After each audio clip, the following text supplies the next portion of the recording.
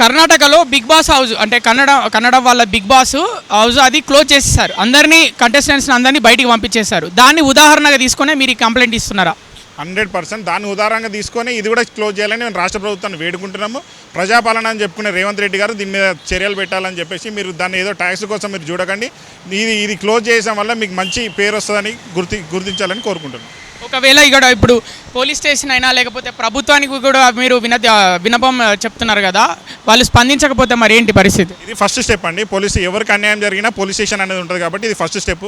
ఇక్కడ న్యాయం జరగకపోతే కోర్టుకు వెళ్తాం. దీని తర్వాత సినిమాటోగ్రఫీ మంత్రిని కూడా కలవడానికి ప్రయత్నం ఉంది. అక్కడ కూడా రెస్పాండ్ కాకపోతే కోర్టుకు వెళ్ళి చూసుకుని తర్వాత దాన్ని ముట్టడించే ప్రయత్నం అయితే చేస్తాం. దేన్ని ముట్టడిస్తారు? బిగ్ బాస్ హౌస్ని ముట్టడిస్తాం. అంటే మీరే వెళ్తారా, మీతో పాటు ఇంకెవరైనా వస్తారా? రాష్ట్రంలో ఉన్న ప్రజలందరూ వస్తారు. అంటే యువజన సంఘాలు వస్తాయి, మహిళా సంఘాలు వస్తాయి, ప్రజా సంఘాలు వస్తాయి. దీన్ని ఎవరెవరు ఎంకరేజ్ చేయాలనుకుంటారో వాళ్ళందరూ వచ్చి మాకు సపోర్ట్గా నిలబడతారు. అందరం పోయి ముట్టడిస్తాం. త్వరలోనే కార్యాచరణ ప్రకటిస్తాం.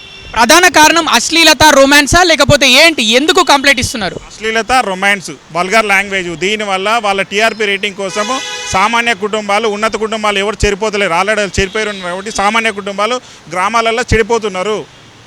టీవీలో ఇట్లా వేస్తే ఏం కాదురాబాయ్ అనే ఆలోచనతో ఉన్నారు. చిన్న పిల్లలండి, వాళ్ళకి మైండ్ సెట్ ఏముంటుంది? వాళ్ళ మైండ్ సెట్ ఖరాబ్ చేస్తున్నారు దీనివల్ల.